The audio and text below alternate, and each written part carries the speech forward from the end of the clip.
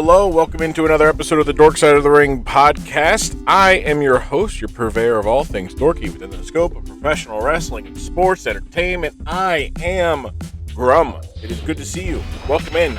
It is episode, this is 55?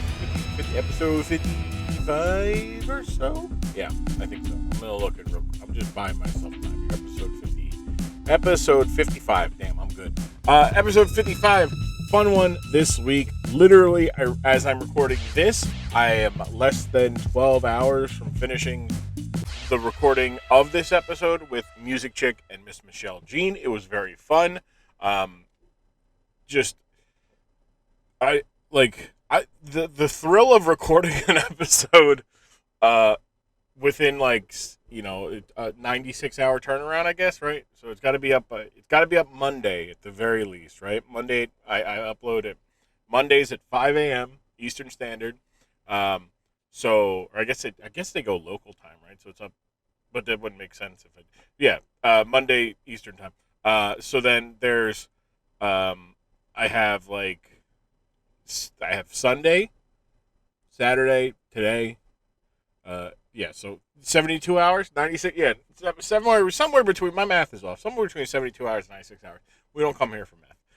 Turn around on a podcast episode. I've done it before. I'll probably do it again. We did have some technical difficulties, but thankfully they were only during the showing part. So necessarily, and it wasn't like, oh no, we got to go in blind. No, it was more of the Muzicchik's Discord was not cooperating with watching the content, so she had to dip in and dip out I don't know, 4 or 5 times, but we got through it. But we got to talk about the rock concerts, I should say, the first 2 rock concerts from 2003 that The Rock did during his Hollywood Rock fun episode. Got the YouTube, by the way, Dork Side of the Ring on YouTube. We're going to be doing that. So I guess I should talk a little bit about that, right? I got a couple minutes here. I don't know the full podcast. I don't know, mainly because I've talked about this before. I like when my guests are as comfortable as possible. Not everybody is natural podcast energy guest types. Your content creators. So not everybody has. First off, the equipment.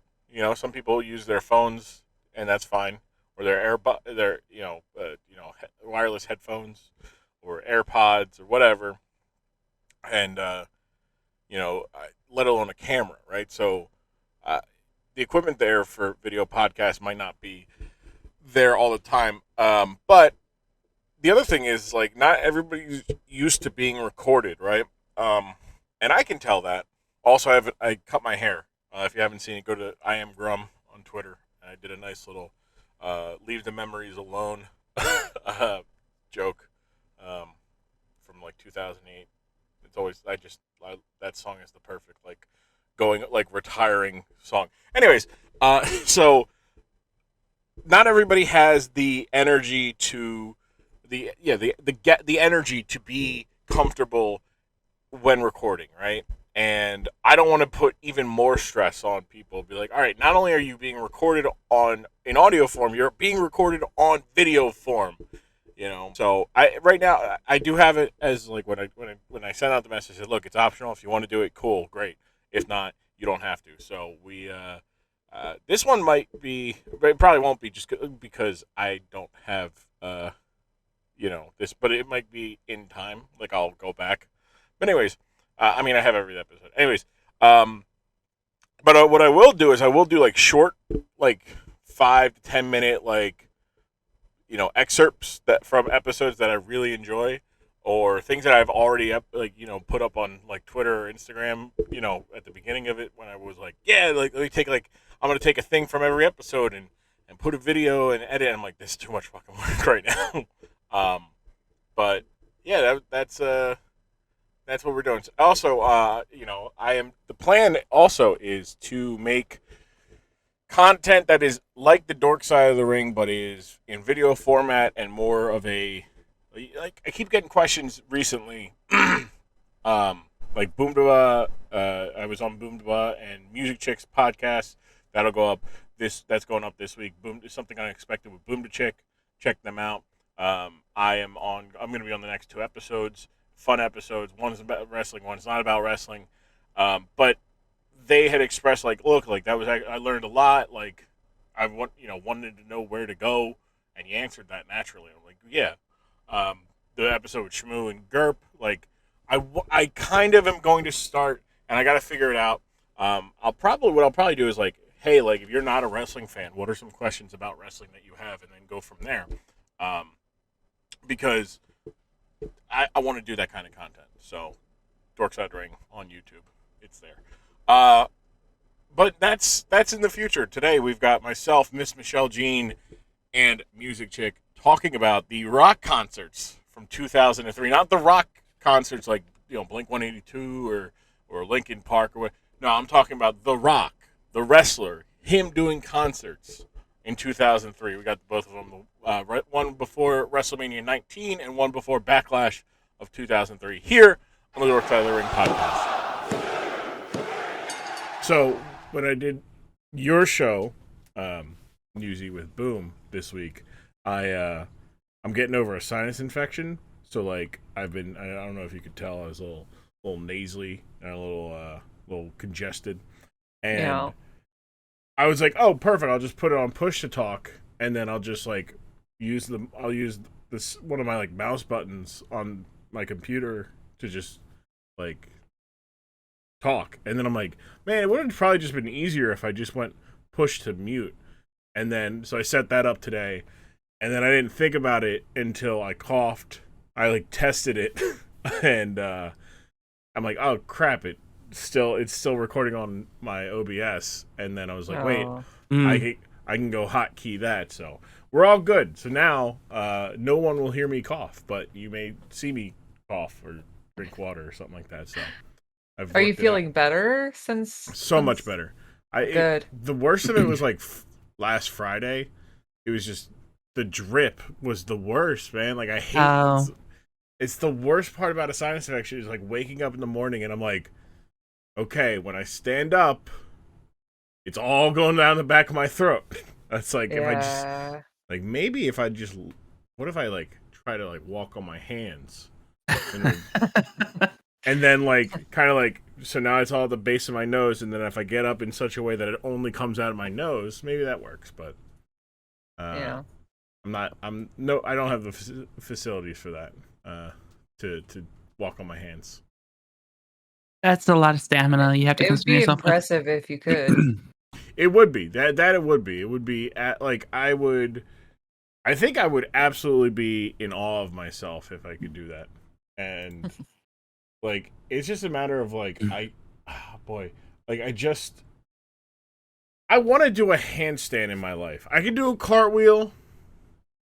I got the facilities for a cartwheel. I'm never gonna do a back handspring. Never. No, that's never gonna be me. But I can do it. I think I can do a headstand. But I'm gonna have to work at it. I need a ceiling that's tall enough so that I can do it. I got orangutan arms, so like it adds an extra 3 feet to my my standing height. So right, I need like a 9 foot, at least 9 to 10 feet clearance and vaulted ceilings. Yeah, definitely vaulted ceilings. Cushion, gotta have plenty of cushion so that when I do fall, I only fall onto cushion and I don't hurt myself. That's the biggest danger, I think. Yeah. Yeah. How you guys doing today? All right. Hanging in there. Hey. Yeah. All right. Oh. So I said it before we started recording. This is the first piece of video footage of me with the haircut. What do we think? It looks amazing. Looks really good. Looks real handsome. All right, but here's the thing, okay? It's not as bad because I worked outside today, but like my neck was super white, and oh no, it's a little red now. The one downside, Well, I had to turn off white balance because I went to go look what it looked like in the back, and it just made everything deep red, and I'm like, no, we don't need. So, what made you decide to cut it all off? Just The heat, really. oh, It was so last year, I had like long hair, but not like long hair. I had like I had like right about like the jawline hair, right? Yeah. But then now I'm down to my nipples, and I got thick Irish hair, and yeah, I I bet. it's too much. Like to work outside. If I didn't work outside, maybe I would have kept it, but You I need don't a know. good Vikings braid or something to put in that hair. Well, I thought, I'm like, all right, let me try just wearing a ponytail at work, right? It'll keep it all off, right? Nope, my head's too thick. Like, it's not that I can't do the ponytail. I absolutely can do it. The benefits of it, it doesn't stay off of it stays off my shoulders and maybe the side of my neck, but like it's still in the back and it's still on my head. It's just like, it was rough, and I'm like, I got to get it cut. But I had to hold out for about an extra month because I wasn't quite confident that all the ponytails that I would do for kids or wigs for kids would be long enough to qualify for donation. So I was kind of happy that all 10 of the ponytails I got. Heck yeah. Made a wig and a half, according to my stylist. Wow. Yeah, I was like, wow, so a whole wig for my hair. And then she goes, yeah, maybe wig and a half. And I'm like, oh, all right. She's like, you're lucky too, because you got your hair's curly, but not too curly, so that like, if they want to straighten it, they can, and it won't add a ridiculous amount of hair, but it'll still give like, options. And I was like, oh, that's cool, but well, you know what? Some kid's gonna have some luscious locks and feel very powerful. So good for them. Mm-hmm. And I don't have. Apparently, it was like 6 ounces of hair, which I don't think it doesn't That's a lot of sound. hair. It doesn't sound like a lot though, right? I'm sitting here, I'm like, oh, it's like a pound or two because it's I don't like I'm like, man, I feel like 10 pounds lighter. Maybe it's a pound of hair. It's like, no, it's 6 ounces. It's not even. It's a third of a pound, and I'm like, oh, that's. I can't brag about that. Like I say, I had a pound of hair on my head. No, but it felt like 10 pounds. I felt lighter. She cut so she was starting in the back ponytails and then worked her to the front, and just getting the relief of the hair, so good, made me so happy. And, That's how I felt when I got all my hair chopped off the first time. I was like, wow, this is so liberating. I can never go back. I will never have long hair again. Yeah, I don't know if I'll ever do it again. If I do it again, it'll be the express to like, all right, I'm doing this to donate it. Like, I'm making the point of it right now. Like, whereas last time I'm like, oh, we'll see how long I can go without getting it. Like, this way I'll be like dedicated. Like, okay, 18 months, donate my hair, because that's how long it should be taken. Maybe 2 years, but I'm not doing 2 full summers. I just can't. I can do 1. I don't maybe. blame you. I Yeah. don't blame you at all. I don't. People who have the long hair, Michelle, you got the nice long hair. More strength. The strength required to. There are days where it just absolutely, like, if it's a warmer day, I go out for a walk or something. I feel it when I get back because you just any type of like sweat buildup will get in your hair and it just weighs you down that much more. And I definitely feel it. The funny thing is last summer, right around this time, I had chopped my hair up above, like right on my neckline. So I have a year's worth of growth here, and it's a lot of hair for a year. Yeah, that's like that's about the amount of hair that you can grow in a year just off of your head is insane to me. Like, Yep. that's the one thing I'm like, I was like, oh, like my hair. I had a joke that my hair would defy gravity, which if you saw some pictures, it did defy gravity. it was too long. Like, even when it started curling, it was still like going up and up, and then probably around like February of last year is when it's like starting to come like, all right, we can't hold up all this weight. So now my hair is like in this weird spot where they're like, hey, we're not being dragged down. We got this. We can stand on our own again. But also they're like I have to like comb and brush my hair so that it doesn't like try to part the way it used to. So that was fun today of just just like I wore a hat, so hopefully that also helped. But I looked very unlike myself. The looks I got from people, they're like, "Hey, who are you?" Who is this man? Like, I have coworkers who have never seen me with short hair. My brother's girlfriend has never seen me with short hair. So she's like, "Wow," and my brother goes, "Yeah, you can tell we're related now because we both have." I don't have to. He's like, "I'm glad I don't have to explain that. Yeah, you are my brother, despite the fact that you have long, luscious hair." And one of our dogs has never seen me with short hair. So I'm sure Leo was like, "You smell like him." But are you him? Are you an imposter? Looking at you, but yeah, no. So that was my hair journey. It came to a complete end, and I made the wrestling meme of "Leave the memories alone," and I was very happy I got to do that meme today. I did it on my phone.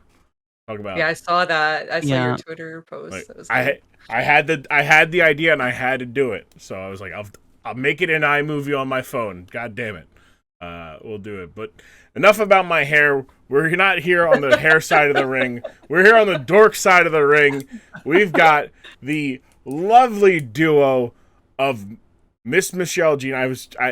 I was trying to remember which of the second letters came first. MissMicheleJean and Muzicchik. Welcome back, my friends. How you doing? Doing well. doing good. That's good.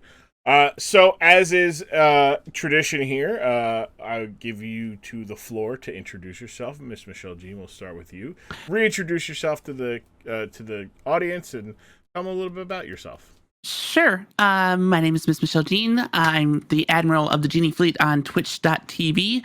I am a variety caster. I'm a photographer. Since I've been on the show last, I've taken up keyboard commissions. I do custom keyboards now. So I do that all on Twitch. I'm also the host of the Noobcast podcast, which is a gaming news podcast, which we've been on a little bit of a hiatus going into the spring, but I've actually put a call out in our green room like, hey, we need to start recording again. So I'm trying to get hosts and hopefully start recording again soon. There's a few different topics to talk about. So I host that. And yeah, that's kind of what I do is the podcast, keyboards, photos, and variety gaming of all sorts of types. Anywhere from ghost hunting to space sims to whatever else randomly comes up. Apparently I yeet jeeps off of on ramps. I'll share that with you guys later. That was because I have to talk about this just for a second. I had this Elgato face cam. And for whatever reason, like the cam likes to randomly freeze on OBS. Nowhere else will it freeze, just on OBS. So I succumbed to making a VTuber avatar for myself if that happens. And the shocked look on my VTuber avatar's face when I yeeted this Jeep off an off ramp was more comedic than the Jeep being pushed off the off ramp. So yeah, it took me back to my Euro Truck Simulator days, that's for sure, where I did all sorts of dumb stuff like that. Just massive truck wrecks. Oh man, good old Euro Truck Simulator. Muzicchik, what about you? Reintroduce yourself. Tell the people a little bit about you, what you got working on it, and the such. Sure. Hi, hello. I'm Muzicchik, and I am the co-host of the Something Unexpected podcast, where we talk about all sorts of random things, and it's a good time. It's a really fun project that we're doing with Mr. Boomdaba, and I am really like focusing on music on Twitch right now. I've given up the gaming. and I have switched my content to just music only, and really putting all of my efforts into that now, and it's been pretty exciting. I have a new single coming out August 12th. Where can we find that? Everywhere. Everywhere you get your music. Everywhere. So, Okay. All right, um, nice. really looking forward to that, and, yeah, that's kind of it. I'm realizing I missed the memo here. I don't have I got blue wall. I got blue wall with, but I got the white door. Got the Uh-huh. white door, but not. I got the. You got. I screwed up here. I should have got a green wall. Hey, where's your green wall? You don't match. The whole wall needs to be. Look, here's the thing, right? Okay, so I don't have that tall of a ceiling. Like that's a regular door. That's a 6-foot door. Frame. You know, I'm also in the basement, sir, so Yeah, I feel so that it's the not- ceiling is close to me too. Yeah, I don't got a lot. I don't got a. You know, but you both of you have seen how tall I am. It's not. Yeah. It's not conducive for me to do anything other than sit and flail my arms. If I stand and flail my arms, I'm going through somebody's floor, maybe the kitchen floor. I think. So that's always good. So yeah, all right, yeah. So you got your single coming up, music on topic for what we're going to talk about today. We'll get to that in a bit. The podcast, I was, as we're recording, just on it. A fun 2 hours, broken up in 2 episodes, as well as a Patreon exclusive. One of my favorite things to do is explain wrestling, but because like the dork side is like one of the weirder things, or the lesser known stuff. I got to show Musi and Boom, or explain to Musi and Boom the very, very famous Hell in a Cell match between The Undertaker and Mick Foley. And yes, and let me just tell you this right now: it's well worth the Patreon. The Patreon is for that, and all the other stuff is just that's behind the paywall, exclusive episodes and such. It's worth it. It's good stuff, and that was so much fun. It made me go, okay, like maybe I should need to do that for like my Patreon. Let me just do that where I do like, hey, here's a dork side about cool, not cool things, but like a dork side about things that are more well known per se, like the Hell in a Cell. Because you're like the third or fourth like people I've shown, like pairs of people that have been walked through that match by me, I should say. Because it is it was amazing though. Like watching that with you and reacting to that was so much fun. Now, I have to ask, Musi, was that the first time you've ever seen that particular match? Yes, that was the first time I'd ever seen that match. Okay. And both Boom and I had never seen it before, and they saw our reactions were just priceless. They knew the gif of Mankind getting thrown off the first time. Yep. Yeah. And they're like, "Oh, I thought you said that I thought you said that this match is like the second to last match. How much?" And like Boom saw like on the time thing like that there was like another like 35-40 minutes of the event, and he's like, "What is it? This is it?" And I was like, he's getting carted away. I don't know what they're gonna do. Like I know what they're gonna do, but like what do you just keep your eye on Mick Foley there, Mankind, as he's getting wheeled up. And then I think Musi had just the shock and awe of when he gets off of the stretcher, and he basically takes his bum shoulder and goes, "That's it, we're going up. We're going up." Musi was like, "Yo, what? No, stay down." And of course, you have Mark, who almost killed him. So I'm sure it was a great reaction too. So. Yeah, and then falling, coming down on a broken ankle, which, it's just all of that just blew my mind. Yeah, like it just. One guy was wrestling with a broken ankle, and the guy who, and the other guy's got a tooth through his upper lip and a concussion. There's so much blood. I'm like, what? Oh yeah, that was the other thing. So that night is also the first blood match between Kane and Stone Cold Steve Austin, where Kane wins, right?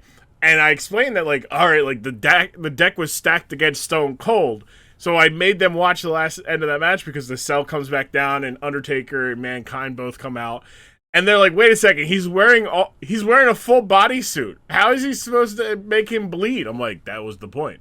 Like, it's all red too, so like even if he does bleed, like, can you tell? You wouldn't know. Yeah. Yeah. Well, I still think that those two stole the show that night, but that's a whole nother topic, right? Yeah. So, Musi, other than the Hell in the Cell match, what's your experience with professional wrestling? I watched like early days wrestling, say like I'll say early 90s, late 90s a little bit. Only because I had a really close friend that was very into wrestling. Wanted to marry the Undertaker. It was a very unhealthy infatuation actually, but you know, it's fine. But she would make me watch Undertaker matches all the time. But I was really like my oldest sister was really into wrestling. So I kind of peripherally caught like matches here and there. I was sucked into the Elizabeth macho man drama. Yeah. Back in the day, like I was like, this is so juicy. And I think I was like 8. But you know. Yeah, go ahead. Oh no, that's pretty much it. The way people tell their stories of the people who were like watched the story of Macho Man and Miss Elizabeth, like almost from the moment that they started in like the mid '80s, all the way through to when he like, you know, gets mad at Hulk Hogan for eyeing up Elizabeth and then dumps Elizabeth, goes to Queen Sherry, becomes the Macho King, loses the retirement match to Ultimate Warrior, and Miss Elizabeth is there, and she jumps the barricade, stops Sherry from like slapping Macho Man while he's like down, and then like they embrace, and they cut they cut directly to like this, you know, late 20s, early 30s woman, and she is just bawling her eyes out because it is love, and she's like, oh! And I'm like, I was just, like, when I saw that, I'm like, that's funny, like, you know, I can't imagine, like, you know, for that, to me, like, I was just like, yeah, wow, yeah, they're back together, yeah. 10, 15 years after the fact, meanwhile, there were people who live their life, they're like, that was the moment that I knew love was real. That's the love I want. I want to be able to. I want to find a partner that I'm willing to jump a barricade to beat up another person for. And I'm like, you know what? However you define love, you know. What about you, Michelle? What is your experience with pro wrestling? Ooh. Well, I started watching wrestling in the what was it? The new era. What was that weird period in the New generation. New generation, yes. Yeah. Where everyone had a day job and then they had a night job in the ring, which that never made sense to me. But that's you know. So I watched that. I watched the Attitude Era up to the early stages of the ruthless aggression era. Watched quite a bit of wrestling at the time, and was quite involved to the point where I had worked for an independent company here in the Minnesota area, and was I am a trained referee, although I've not done a show in 20 years. That's amazing. I had no idea. That's cool.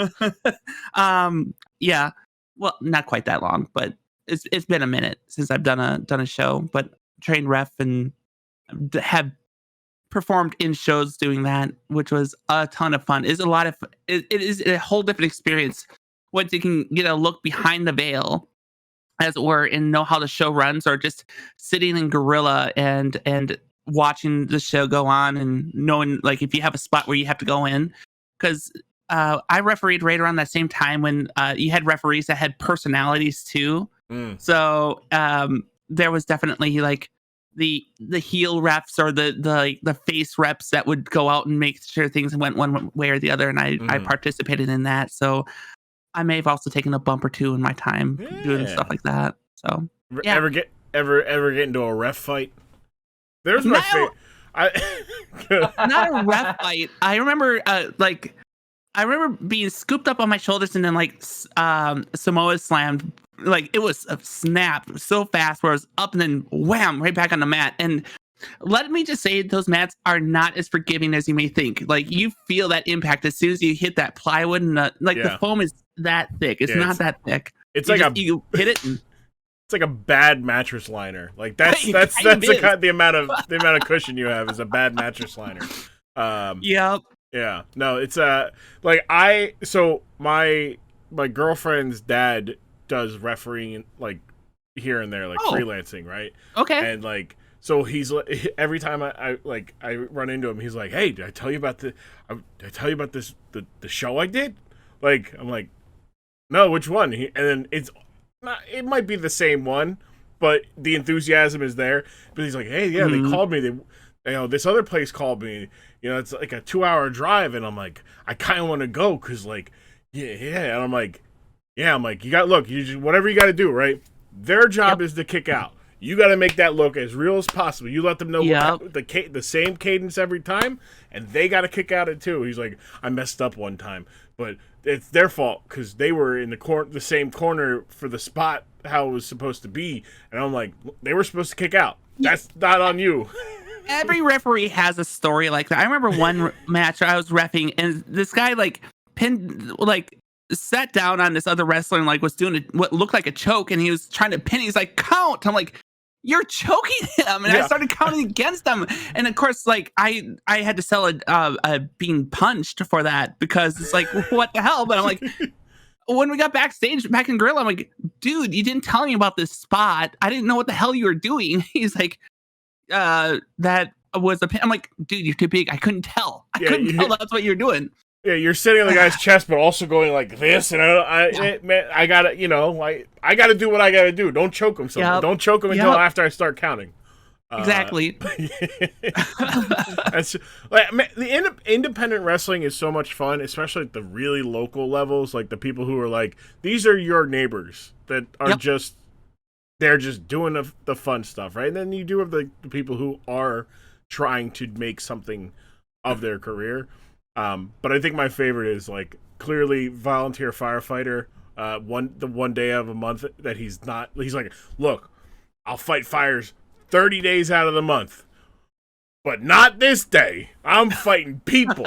I'm fighting a person. Yeah. But yeah, all right. So, fun stories, little everything's degrees of separation. So today's topic is a fun one. All right. So I'd like to have some questions that maybe give you a hint towards what we're talking about. So Muzi, I'm excited for your answer here because we kind of went into this a little bit before on your previous appearance, but this one's a little bit more narrowed down. What's your favorite concert this is for both of you? Favorite concert you've ever been to? Yeah. It's yeah. Probably Rush. Okay. All right. Yeah. What year? Would have been, what year was that? 2000 and oh shoot, I'd have to look it up. It was like 2000. I want to say 2014 or 13, somewhere in there. Nice. It's hard because the Coldplay concert was also freaking epic. So that's kind of like. I'll accept multiple answers. And Coldplay I went to in 2017. And okay. Let me tell you, it was amazing. Yeah, that's good. What about you, Michelle? What's your? I would probably. So I've seen them live a couple times, but this is just a product of the era of which I grew up was Linkin Park. So I've seen them a couple times, and their openers.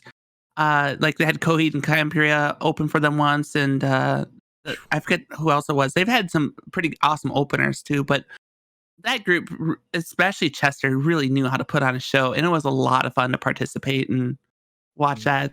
Yeah, there is something to be said of. So I'm not a big live music guy. I don't get the same dopamine feeling from seeing live music that other people do, but I do want to see Bruno Mars in some fashion live because, from all accounts, Bruno Mars puts on one hell of a show, and it's that's what I want. I want the like, hey man, I can listen to your music at home. Mhm. I need something that'll take me worth the 60, 70, 100, however much dollars it's going to take to go see you live. You know, like, okay, cool, I'm going to get these opening acts. Like, all right, cool, Thundercat showed up. That would, that's cool. I like Thundercat. But also, like, again, I can listen to the, Thundercat at home or in the car or, all this stuff. And, like, but like if as long as you could put on a show, and Linkin Park I have like some of like my favorite live performances that like I'll watch because they just Chester, Mike, everybody just went and they're like, Yeah. tonight is its own night. This night is no one's ever gonna have this kind of night again, and we'll do it again tomorrow. But tonight though, they're getting a performance that no one's ever gotten before, and that's a nice thing. I think my favorite concert I've ever been to, even though I'm not a big live guy, Justo Lamos. Saw him in the 10th grade. Justo Lamos, the Spanish like elementary school teacher, like level singing. Basically, think like oh boy, what would be like the appropriate like English singing? Think like Kids Bop, right? Oh, sure. Yep. But just in Spanish. So like he does all these songs. It's basically like if you're a kid learning Spanish, you know Justo Lamos. And it was like 9th or 10th grade. Our Spanish teacher was like, "Hey, Justo Lamos is going to be doing a performance at another high school or another school. Who would like to go? If we get enough people, like we can reach out, maybe." And I'm like, "I want to go because that's a field trip. I want to go on every field trip I can go. That's no class." So we go. It's a fucking elementary school. So there is me and about 9 other prepubescent, 14, 15, 16-year-olds going in and sitting down Indian style, cross-legged, just to sit down and sing along with Justo Lamos with a bunch of 3rd and 4th graders.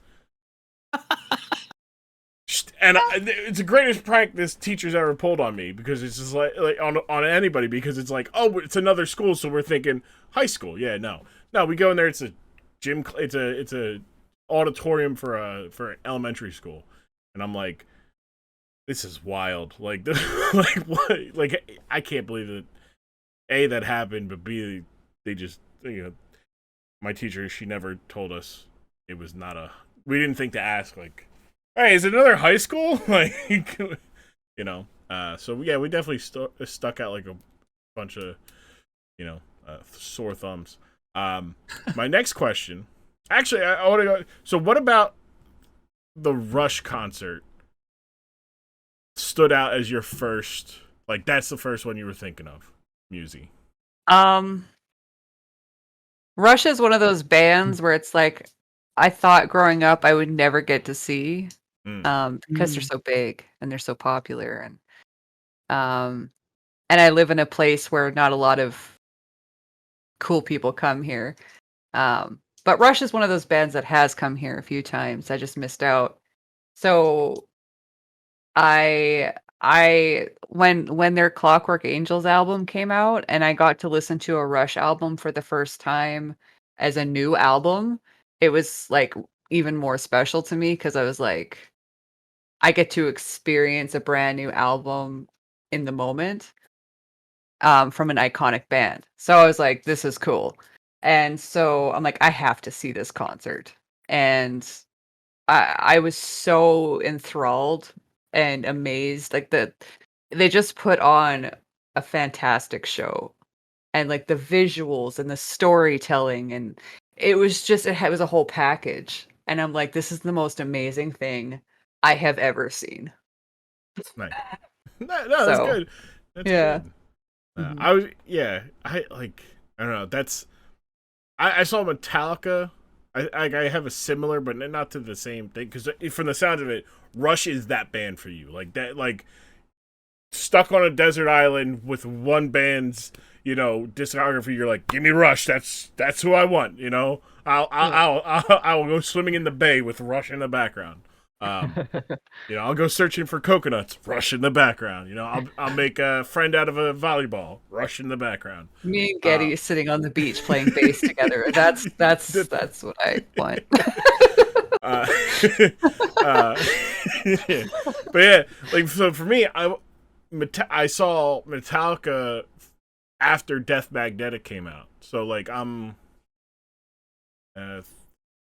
14, I think. I forget what year Death Magnetic came out. And obviously, it's not a great album because it's late stage Metallica, but it's post ruining the internet with DCMA Metallica. So like the people weren't there for the new songs. Really, they're like, whatever. Give us. We want Enter Sandman. We want the good thing. We want the ones that we like. And I'm like sitting there, but because I had listened to the Death Magnetic album and listened to it a couple times, I'm like, I know this song. Like, okay, cool. Like, I'm like, all right, I'll get to go see it live. And then it's like, oh, whoa, everybody's trying to murder everybody. Why are we down on the floor? Like, why did we get floor? Me and my cousin, I'm like, why did we get floor seats? Why did we think that this was a smart idea? People are coming into us because we're both like 6'2", thick chested dudes, and the people are like, yeah, and they get this 5'6" string bean dudes like, yeah, I'm gonna jump into you, and we're like, nah, we're not trying to, like, no, like we're not trying to mosh, and everybody respected it except for like two guys, so they both ended up getting choked out on the mosh pit, by me and my cousin, but we put them away so that they'd be safe. But yeah. So, but no. Other than that, like Seek and Destroy comes on, and the lights come up, and they drop these big black balloon ball things, and then it's a big fun thing. But yeah. So it was kind of I understand on a basic level the. Wow, I never think I'd be able to see this concert, see this act. Wow, I get to listen to an album in the moment that they released, and that's a cool feeling. Similar, but different to experiencing an album in the moment is experiencing a rock movie, a movie starring Dwayne "The Rock" Johnson in the moment. I think we're all old enough to experience The Rock entering the filmscape, and thus him taking over Hollywood. Is there any movies that star The Rock that stand out to you? Oh God, that's tough. Yeah, he's got some stinkers. Yeah, because he's got his stinkers, and like the first one that really pops in my mind is one that he more cameos in than he stars in, and that's Fighting with My Family. Oh yeah, that was a good movie. He plays himself for all of 10 minutes in the movie, but it definitely stands out because he makes all the difference in the story of Paige and what happens to her in her journey. Yeah. So that's what immediately comes to mind. And one of his own movies, like there's as many Rock movies as you can shake a stick at. So where do you want to start? I am a fan of when he was trying to become Hollywood, like become the big blockbuster star. So like Walking Tall is a guilty pleasure of mine. I mean, I joke anytime that you can make Johnny Knoxville your deputy, you do that. you fire every cop and then hire Johnny Knoxville as your deputy. That's the key to a good criminal system in a small town America. But it also has like I don't know his name, but like he was like the quintessential like mid 2000s blonde haired douchebag character who plays an antagonist. I don't know his name, but he also plays Damien Dark in like the Arrowverse series and stuff on like the CW. Walking Tall. I'm gonna look it up real quick because it's bothering me that I don't know his character, what, or his name I should say. Neil McDonough. That's what it is. Neil McDonough. But yeah, that's probably it. Rundown with Sean William Scott was also good. I think the one I really liked was Drive. It was the first movie. It was like the last movie before Fast Five, but the first movie where you could tell, wow, The Rock's been doing a lot of Hollywood HGH and steroids because he is huge. Like, he is ungodly huge, and he just plays this guy who gets out of prison, and goes and murders all the people that murdered his family, and the conflict of like, hey, here's somebody who's trying to repent for their sins, of which being involved in the murder of your family is one of them. But he's like, I'm still gonna kill you. Like you killed, or like, oh, like the guy's like, hey man, like I was in a bad way. I understand, but I got a daughter. Don't kill me. Beat me up. Leave me for dead. Give me a chance. And then he's just like, no. And and it's just like, and then the kid calls him and goes, I'm going to kill you. And he goes, okay. And then like the sight, it's a very, very straightforward, good movie. I think those are probably my three. I mean, the Fast series are always outrageously fun. Tooth Fairy, Game Plan, good Disney movies. Another one I watched him in recently was Get Smart. Oh yeah. Oh, Be Cool. He has a role in Be Cool where he's a gay bodyguard, and they're like, and he's like, I want to be an actor, and then he holds up a gun. He breaks into John Travolta's character's house, and then proceeds to do a monologue. He's like, all right, give me a monologue. Like, what's your monologue? So he does the back and forth from Bring It On. And then he's like, that's fine. You did a good job, but like, a monologue is just one person. You don't do both sides of the conversation. And he's just like, oh, okay. Thanks. And then like, it's like, you've just broken into this man's house to do a monologue. But yeah, that's a nice little, the movie itself's not great, but it's whatever. What about you, Muzi? I'll confess, haven't seen a lot of the Rock movies. I did enjoy The Mummy Returns. Oh, that's good. I think I saw The Scorpion King, but I don't remember any of it much. But that does seem familiar. But I think I've seen one of the Fast and Furious movies, and I mean, it was all right. Hey, look, I'm not going to sit here and say that they're great. They're amazing. They're fantastic. They're every word of no. Those are just cheesy, easy. They're like, all right, time to turn my brain off and laugh. Get a at bowl of popcorn and sit back and whoop. Oh, we lost her. We lost Muzi. Oh no. This. Muzi's back. The Rock contingent is here to. They said, you haven't seen any Rock? You're gonna slander Fast and Furious? Nope. No, we're gonna get Muzi out of here for slandering. Apparently, Discord did not like the fact that I dissed the Fast and the Furious. I'm sorry. Yeah, they're amazing movies. They're amazing, amazing movies. But yeah, no. I look. Vin Diesel breaks an entire parking garage with a wrench. And then The Rock shoots a bag of grenades on a helicopter to blow it up. What? Yeah. The reason why I bring up those two things, both concerts and Rock movies. Today's topic is a double whammy. It's a double feature, if you will. Because both of them are a little too short for my liking for one topic. But they both are very, very related. In the year 2003, The Rock came back from a hiatus as Hollywood Rock. He had done, as you said, The Mummy Returns, Scorpion King. He was prepared to go to Hollywood. Comes back as the Hollywood Rock. I am Hollywood.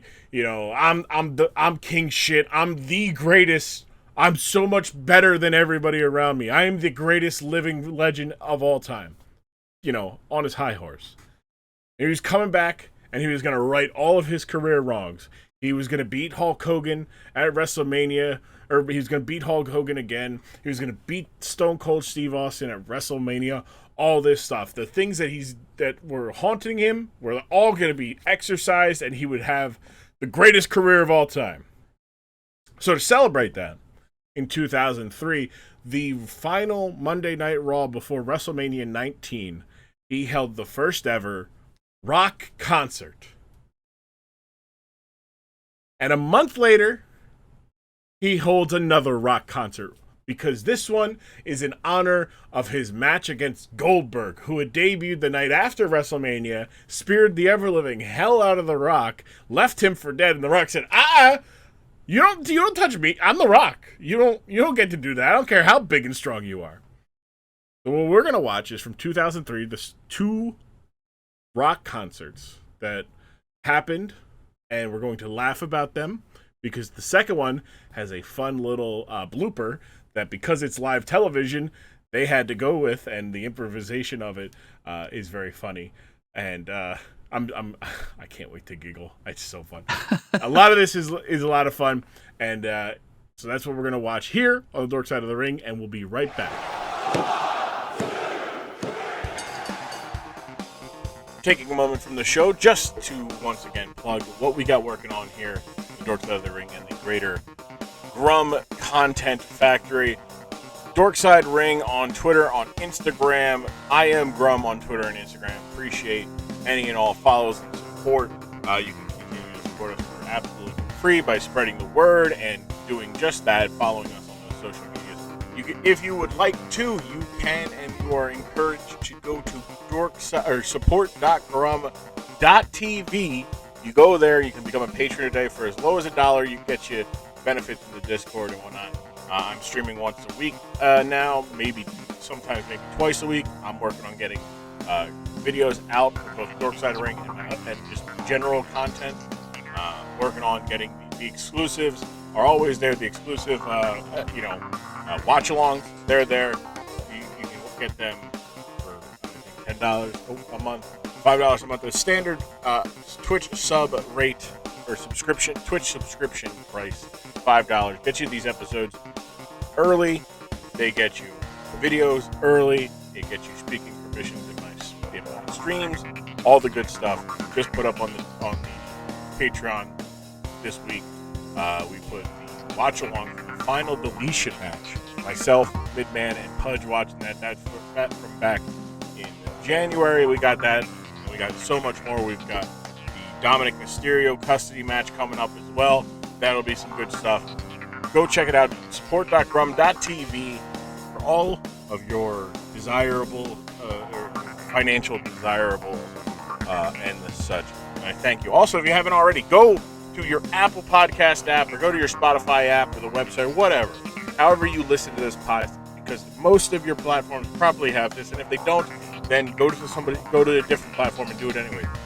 5-star rating on Spotify. Just that. You don't have to put anything. But a 5-star rating and review on Apple Podcasts helps us grow, helps people bring attention to the podcast.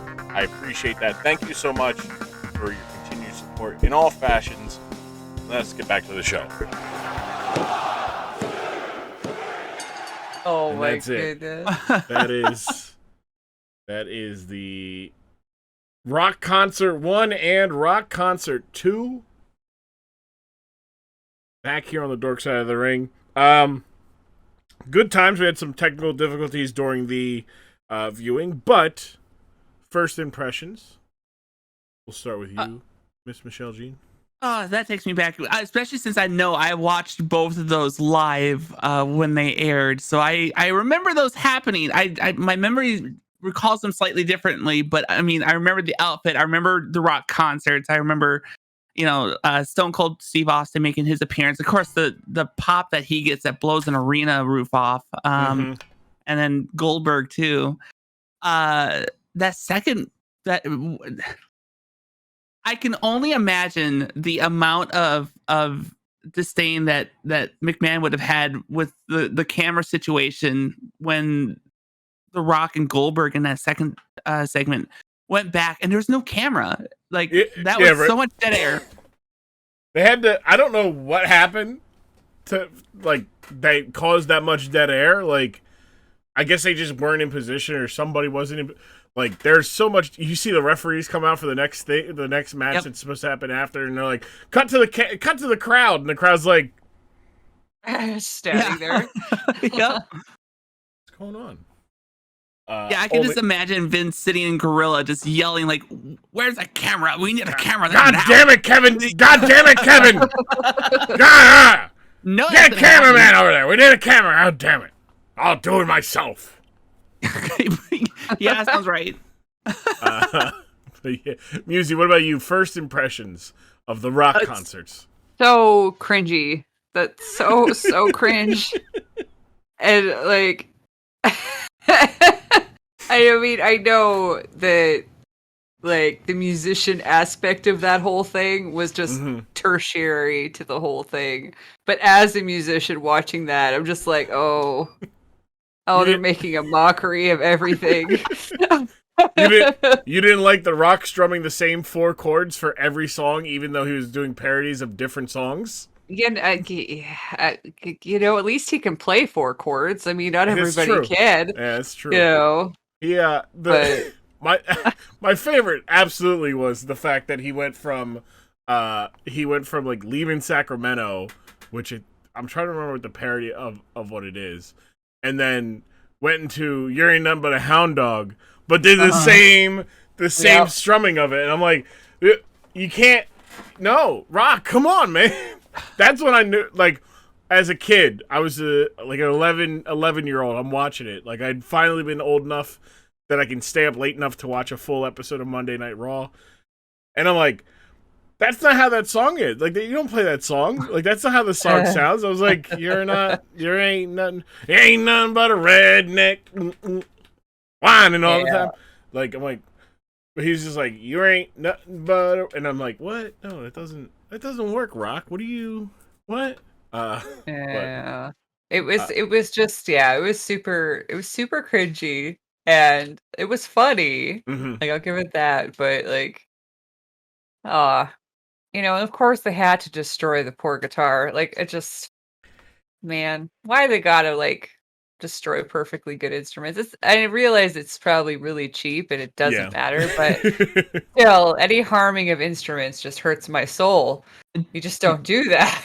Do you tell her? Do you want to tell her? So, so while you were having your technical difficulties the first go around, MissMicheleJean was like, I was wondering where you're going. Like, were you going with like, you know, were you going with Jeff Jarrett? You know, or you were going this? And those were my backup things.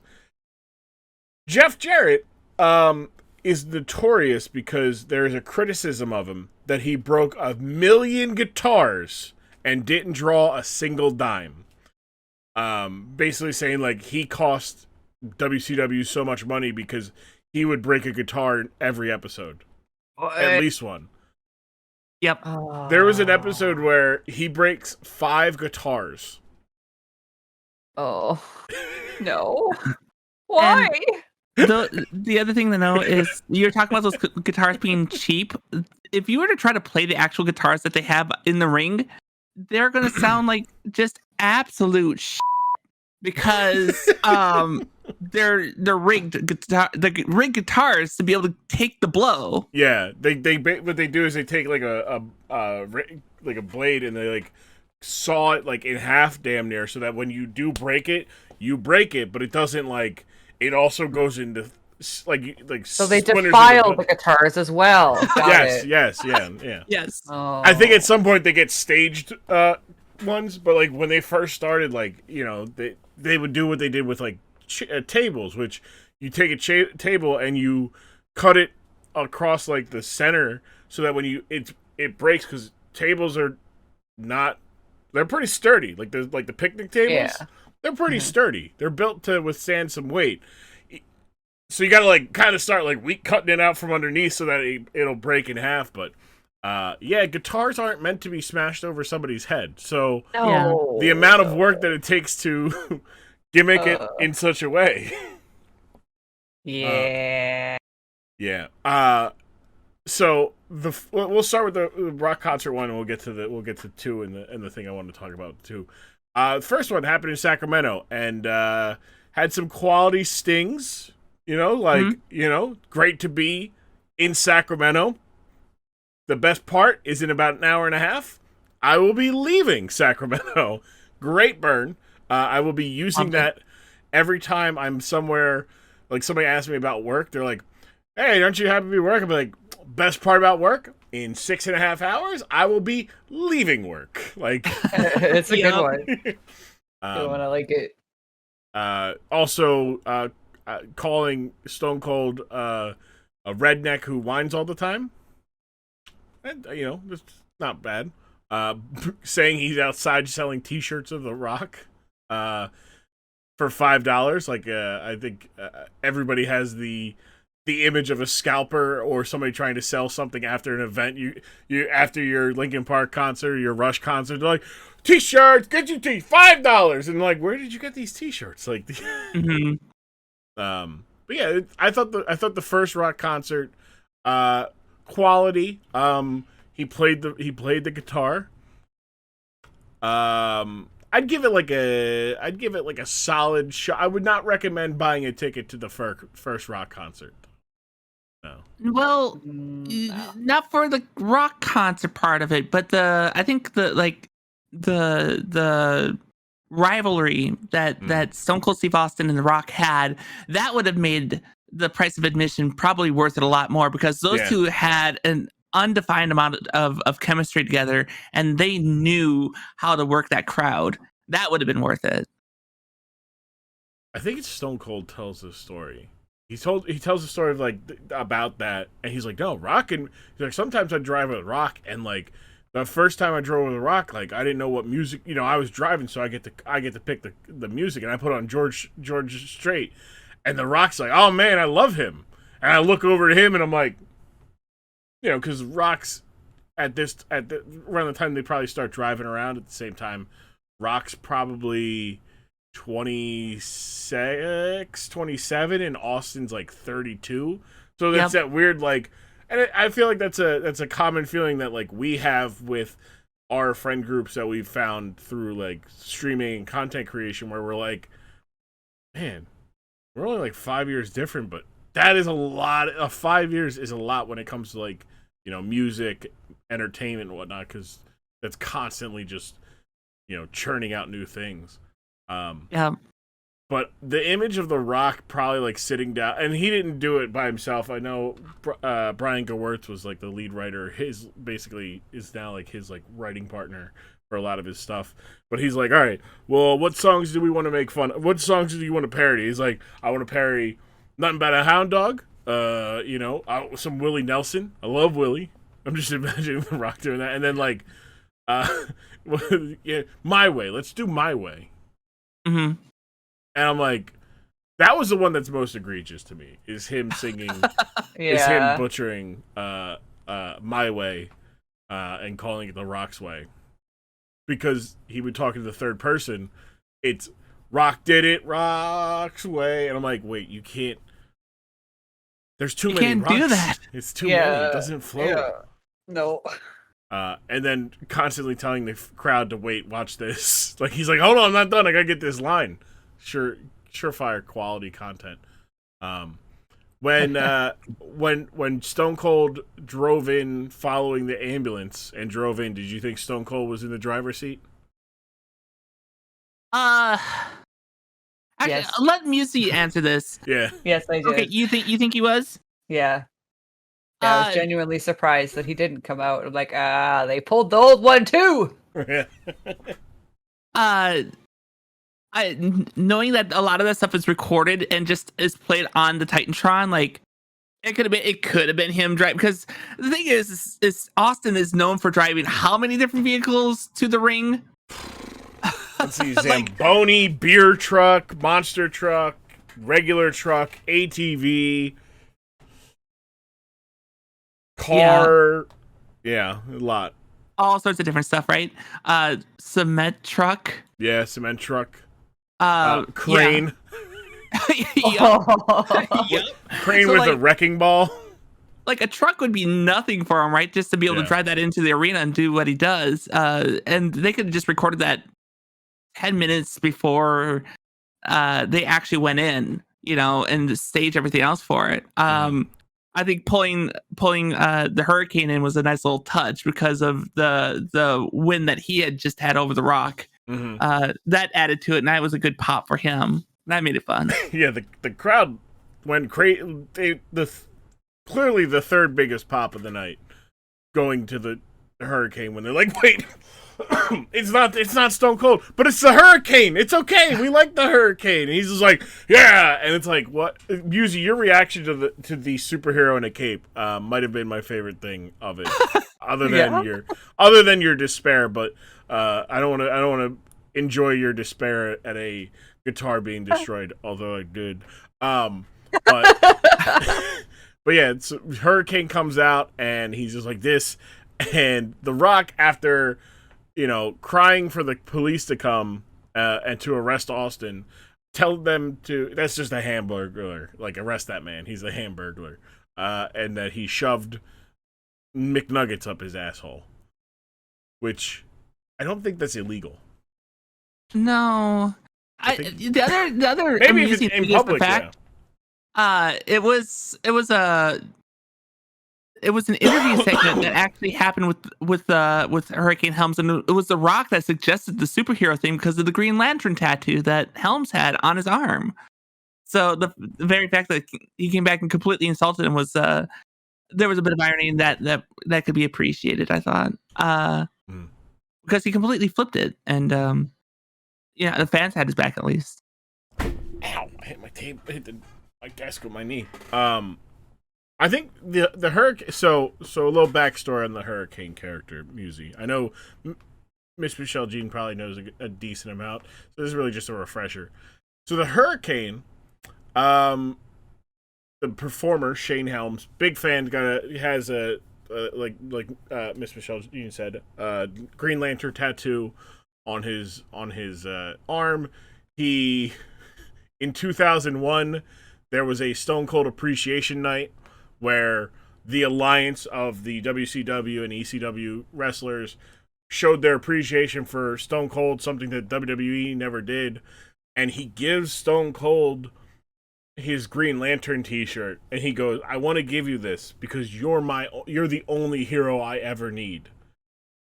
And like, it was like, what the fuck? That's so weird, but it works, but also it's fucking weird. He later goes to train. They give him a trainee, a superhero in training, which when you turn into an acronym is shit. He had Mighty Molly. They had one of their better women's wrestlers at the time become Mighty Molly, so she's like a pink version of what he's got. Interesting. So he kind of does that, and then like he goes, he's a Hurricane. He wrestles with Kane, so they're Hurricane. They win the tag title. Yeah, great pun. Yeah.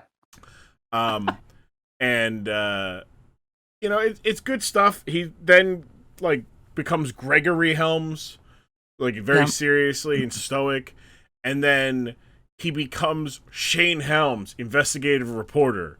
But then they do this thing where like they allude to the Hurricane is coming. Like he's just like, He's got like a notepad and everything, so he's like, What do you think is about what happened tonight, Dave Bautista? Like instead of like having like a regular like mic person. Yeah. Infamous for his catchphrases, what's up with that? But he would be, what's up with that?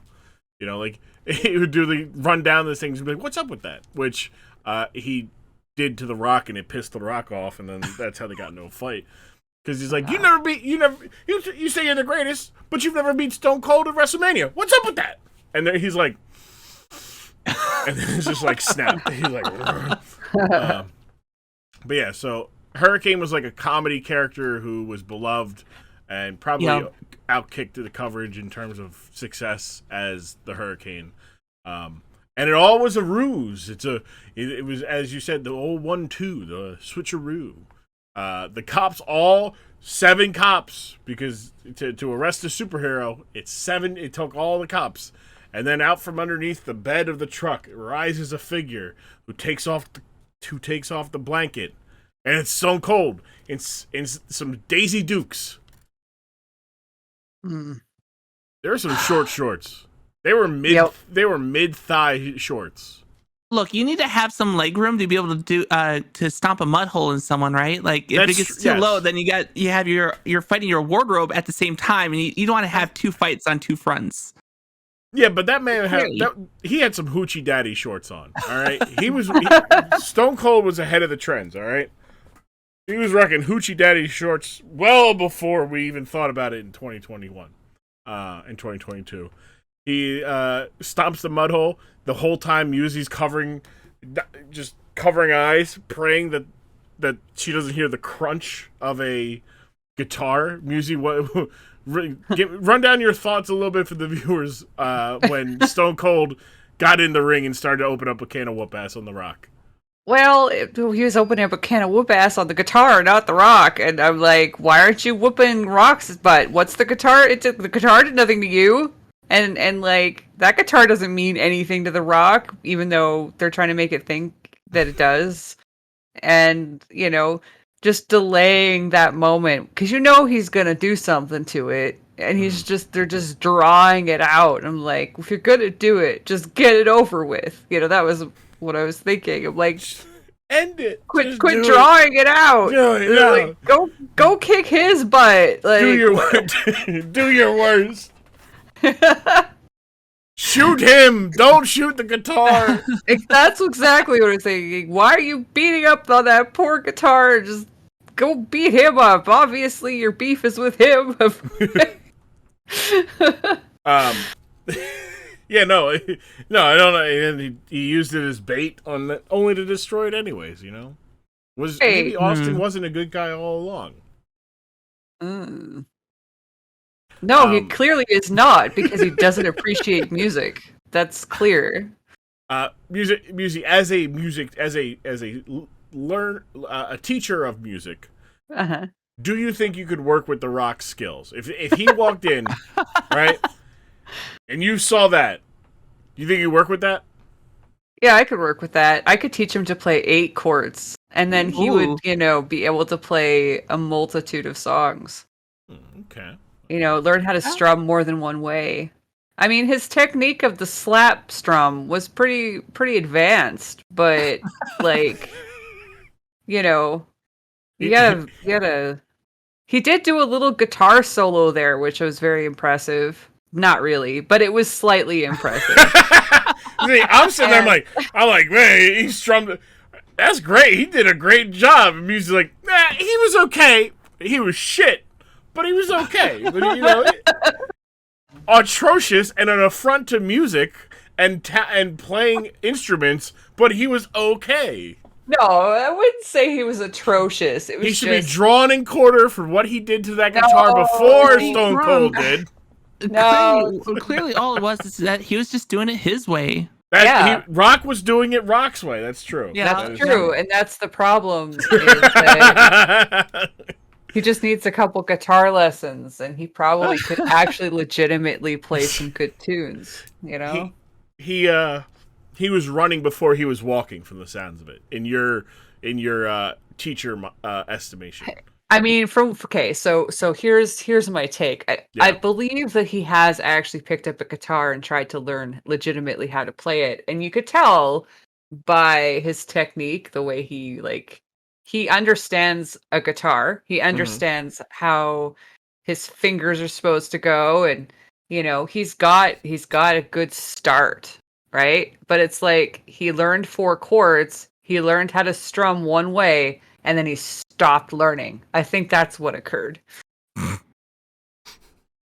Yeah. You get over there? I almost had water come out of my nose. I was not expecting. I was expecting the explanation, and then it was like, and then the shit, like the second part of the compliment, and then I was not expecting it as soon as I got it, though. That was good. I'm a big fan of doing like, yeah, it's clear that he picked up a guitar, that he learned how, he listened, he probably learned by ear how to play some notes, even a little bit more. He liked how it sounded, and then he took it home, and then I would have been like, and then he decided to stop. As soon as he got home, he put it on and he said, I know it. Rock was definitely the guy who went around college campuses at Miami with a guitar. I can play Wonderwall. I'm so good. Yeah. Do you know anything else? Why do I need anything else? I have Wonderwall, my dude. Exactly. I could totally see that. Maybe I can also give you Third Eye Blind Jumper.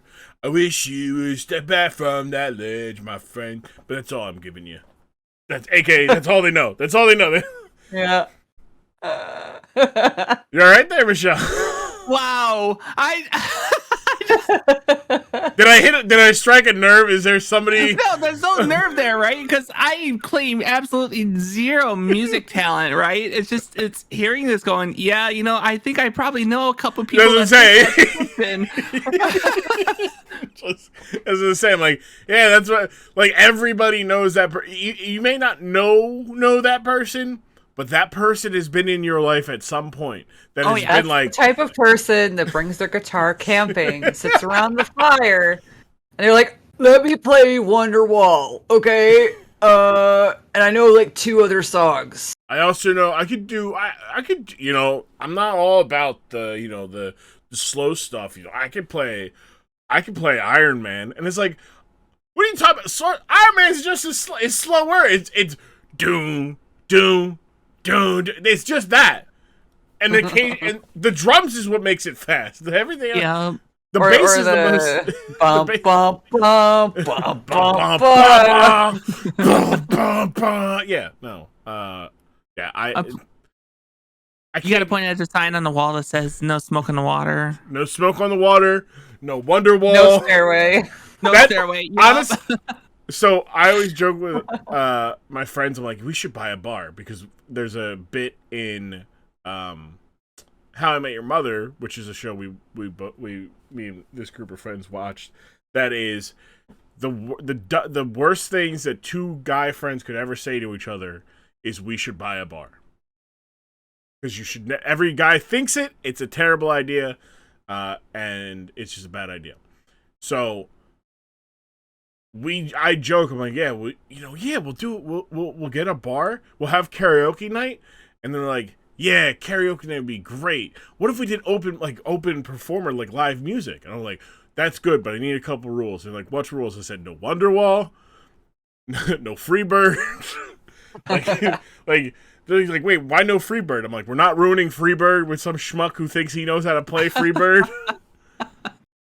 No jumper. No, you just need the Freebird Kazoo edition. That is the only way to play Freebird. Oh, yes. Yeah. Mm-hmm. We can. I will allow Bad Street, performed by Michael P.S. Hayes. I'll allow that. I will also allow Jeff Jarrett's "With My Baby Tonight." Those are great wrestling songs. I actually should. I do want to send. I will send those songs to you, Musi, to get your thoughts on them as actual songs. Okay. They're fully fledged out, like produced songs. Okay. They're not. Right. I mean, there's I'm a couple more. Like Elias had this whole album, and again, for a guy whose job is not actually to be a musician, it's not bad. It's him singing. Yeah. It might not be him playing, but it's him singing. But yeah, so now I can't wait for Musi to listen to "With My Baby Tonight." It's literally like 90s like country western. Yep. Straight up. Okay. It is. Yeah. Yeah. And then Bad Street's fun. I like Bad Street. It's the baddest street in the whole USA. But I'm trying to think. Wasn't there another one? And maybe I'm just not thinking of it. I swore there was another one. It'll come to me later. But I'm sure there's another like produced song out there, and that doesn't include like Fozzy because that. Oh yeah, we're not. Yeah. I don't know. I mean, there's a like from the wrestler though, like. Shawn Michaels is technically like it is him on the vocals, but it's, Yeah, that's well, God, it's better than him. It's better than him than Vince, because that would have just made that awkward. yeah, I'm a sexy boy, sexy boy. I'm not your boy toy. I'm just a sexy boy. That hurts. That hurts. I make him hot. I make him sweaty. I got the looks that drives the girls wild. I got the moves that really move them. I send chills up and down their spines.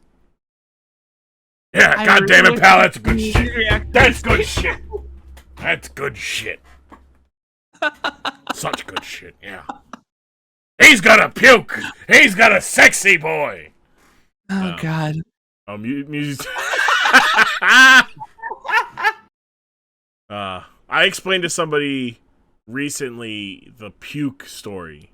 So Darren, I don't know if I did it on the podcast or not, but Darren Drozdoff, former NFL player, he goes to the WWE offices the same day that the Beyond the Mat film crew is there, and they're like, oh, like, let's see what it looks like for a talent who wants to make the way into wrestling at the highest level, WWE at the time.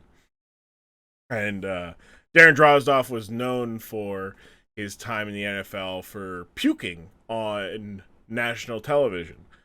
And he's like, yeah, I can puke on command. And Vince is like, he's like, what can you, what any special talents you can do? And he's like, yeah, I can puke on command. And he's like, all right, show me. So he gets his wastebasket, and he's like, puke. And he's like, okay. And he's like, and so he's doing the whole like thing, and Vince is like, do you need some encouragement, pal? And he's like, yeah, I guess. And so he's like, I'm gonna call it like I'd call it. He's gonna puke. He's gonna vomit. And it's just like he gets into it so much, all to see this guy throw up in off his wastebasket. Vince's bad guy. We should have known long ago that when he was commentating somebody throwing up practically for a job, that probably should have been the key that made a worldwide released documentary. Like, wait a second, something's up with this guy. I don't think there's, for a lot of people, I don't think there was any doubt about. Yeah, no. But no, I mean, like, so many people enable this man. Like, yeah, but what I'm saying is this thing was in 1997, right? So this man probably had about 10 years of bad things he's done. That should have been the sign. Like, wait a second, hold on, this man is commentating somebody puking for a job. This ain't right? There's got to be something else. Like, can we dig deeper here? Like, should have stopped it. And yet here we are, 25 years later, and he's somehow still around. Again, Vince is so evil, God fears him, and the devil pays rent. But yeah. Back to the rock. So rock concert 1. Usually we got mine and Miss Michelle's review. What was your final review of the first rock concert? It had all the entertaining things. I would have liked to see more fighting, honestly. Okay. Why? Because it's wrestling, right? Yeah, I want to see people flying across the room and getting things like. He didn't even really fully smash the guitar over his face. Like, Don't break the guitar, but also if you're gonna break it, smash it across his face. Well, exactly. If you're gonna go to the trouble to wreck this guitar, at least, like, I don't know.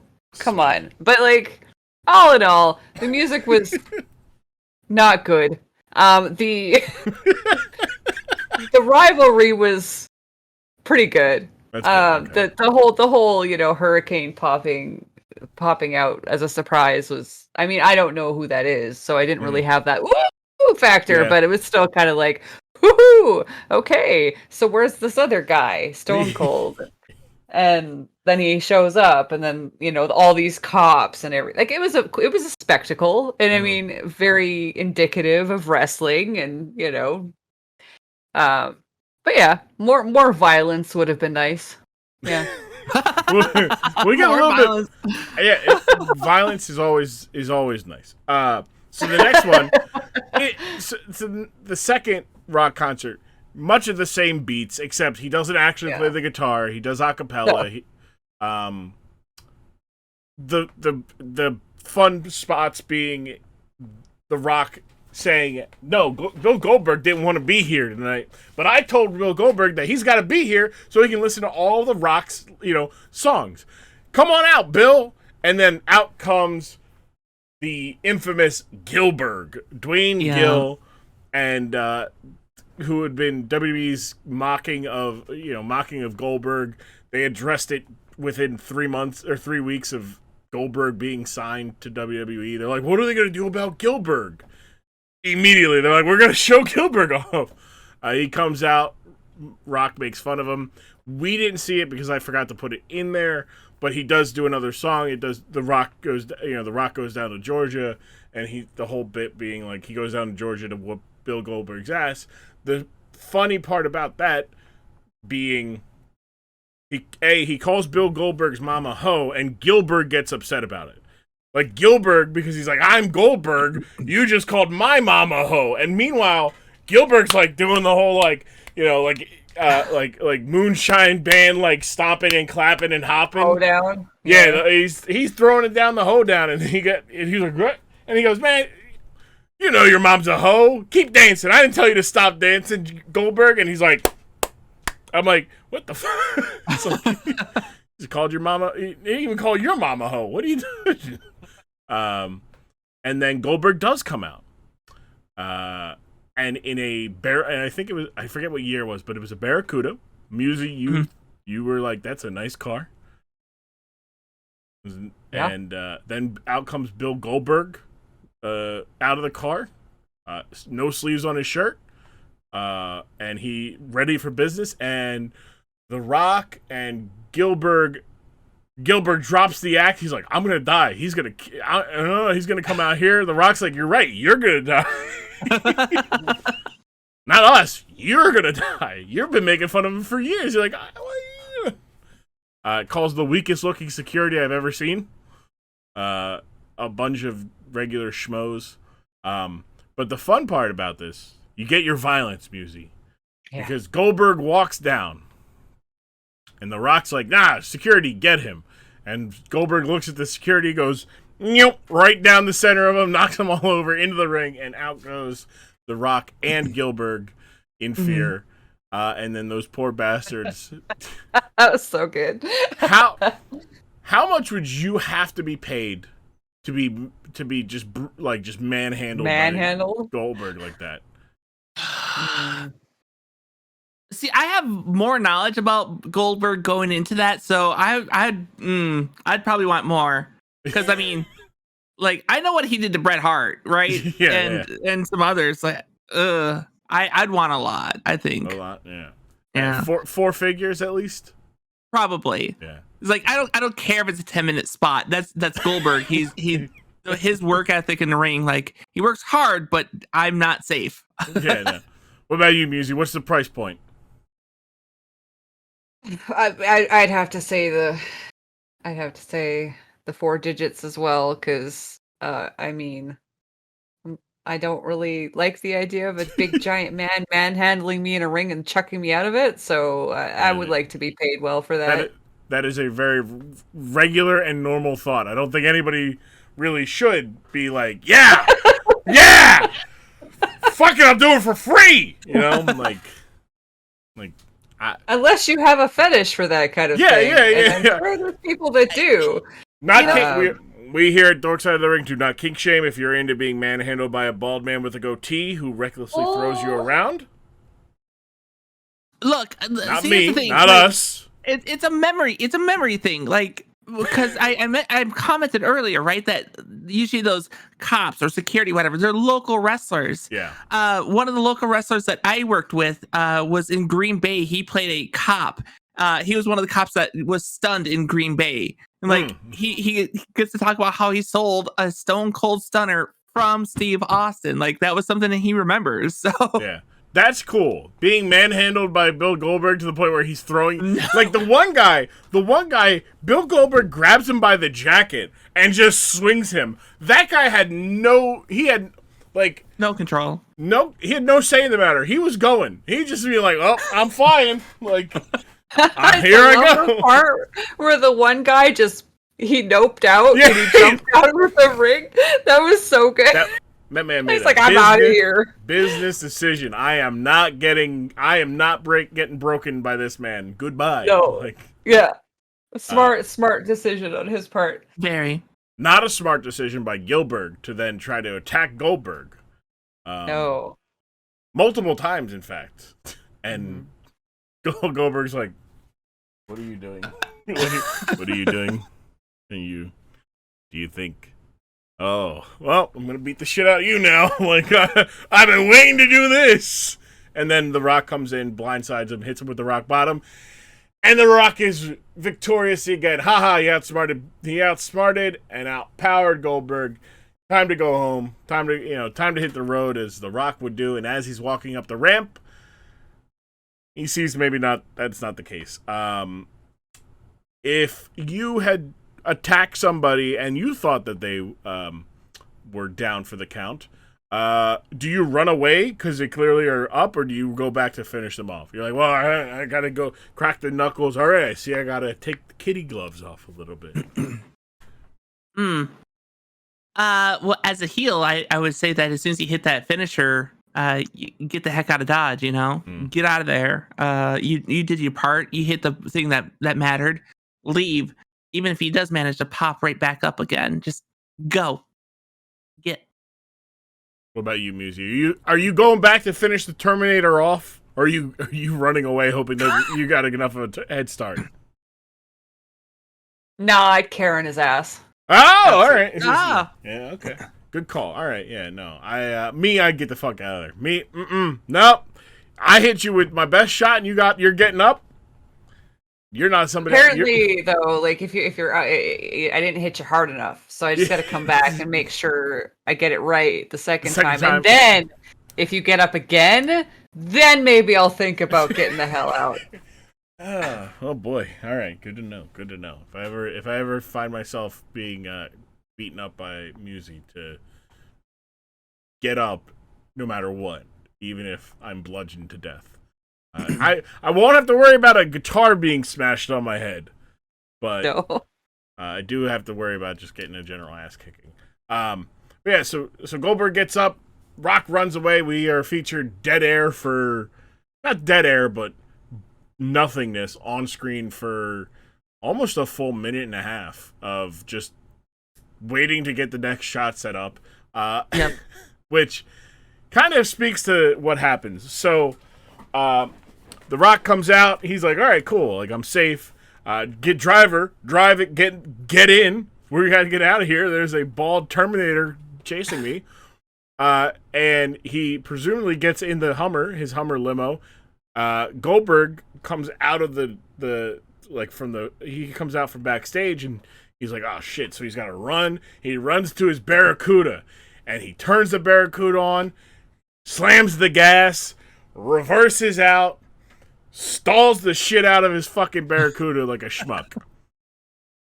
Tries to turn it over to restart it, floods the engine like a schmuck. I think he flooded it. Yeah. Floods the. So now he has to get out of the vehicle and chase a Hummer limo on foot that has already, by the time he had been in the car, it had turned the corner and it was out of the arena. And he chased on foot. Why? Because we had to get the shot of The Rock going, oh, is he gone? All right, cool. All right, I'm not dead today. Which, look, I often celebrate days when I'm not dead. Like, oh, wow, that day really whooped my ass. But I am still alive. But yeah, I feel like we've all been there where we're supposed to do something and we just everything was snake bitten, like the Barracuda. Although I feel like I probably wouldn't have flooded the engine. I would have probably responsibly like, all right, let me turn around. Okay, all right, okay. Check the mirrors, seatbelt. Okay, go drive. Although I'm pretty sure that was manual, and I can't drive manual for shit. Can I Manual had a carburetor and everything else. I'm willing to bet that he was not expecting that, and he just completely flooded it because it was all about the appearance of what he was driving. Well, but he drove it in. He quickly was able to back that sucker up, and if it was manual, like how could you not? I don't know. Yeah, like he slammed it into reverse. Like Yeah. I feel like it wasn't manual, but I also feel like you don't you don't stall out if you're not in manual. Like if it's not a manual car. I can't drive manual. Can either of you two? I can. Nice. I am unable to. I got the general idea of it. And I get to drive cars that have the optional manual, but not proper clutch and stick. Gotcha. It's definitely an art form, honestly. When I was first learning to drive stick, I stalled out so much because you have to like balance the clutch and the gas and the brake. Like whenever you're braking, you have to release the clutch as you put the brake down. Otherwise, bad things happen. Same with when you're like trying to speed up. You got to like balance that clutch out, and it's a fine balancing act you got to do. So follow-up question: did you ever drop the tranny? No. Okay. No. That's good. Thankfully not. But like fun fact, I used to work for a company that drove people home if they were too drunk to drive. Oh yeah, I remember those. I would drive their cars home with them because they couldn't drive. But I got their car home and then my buddy would follow behind me. So I had to learn how to drive a stick because surprisingly there's people that have manual cars. So I was still like trying to learn as this was going on, and the first car I had to drive that was manual, I was so nervous, but they were so drunk that they didn't notice that that I didn't really know what I was doing, and it was also winter, so it was like especially hard. So I'm like, I stalled it like twice on the way home, and I was like, okay, I got this. But I was just so nervous about driving somebody else's car that was a stick when I wasn't like super comfortable yet, Yeah, I was gonna ask that. It was like, all right, how many people were too drunk to notice you just absolutely fucking up their clutch? Pretty much all of them. Pretty much all of them. Like there was only one that goes, "Do you know what you're doing?" And I'm like, absolutely, I've got this. Oh yeah, just sleep it off, pal. It wasn't that bad. But that's funny, right? So we were talking about that. Me and my mom, my brother, and whatnot. We were talking about when I got turned 16 and I could drive.